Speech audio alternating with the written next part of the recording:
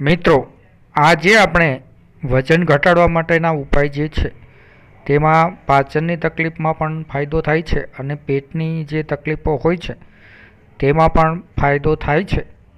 મિત્રો, આ માટે આપણે સરળ ઉપાય જે છે તે આજે આપણે બતાવવાના છે. મિત્રો, આપણે ઘી જે છે આ ઘીનો ઉપયોગ ઘણા બધા લોકો જુદી જુદી રીતે કરતા હોય છે. કોઈ દૂધમાં ઘી નાખીને ઘણા બધા પીતા હોય છે.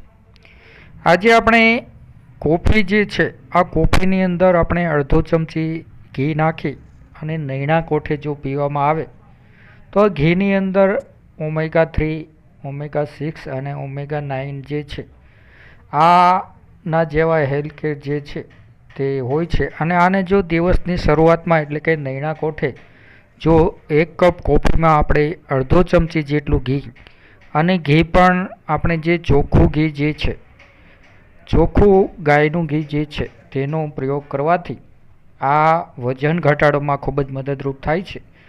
આ કોફીની અંદર આપણે અડધી ચમચી ઘી નાખીને જો પીવામાં આવે તો વારે વારે ભૂખ લાગતી નથી અને વજન ઘટાડવામાં મદદરૂપ થાય છે.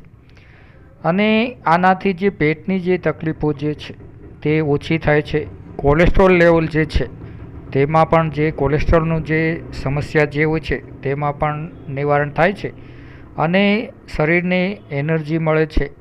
આપણું સ્ટ્રેસ જે છે, તણાવ તે ઘટે છે.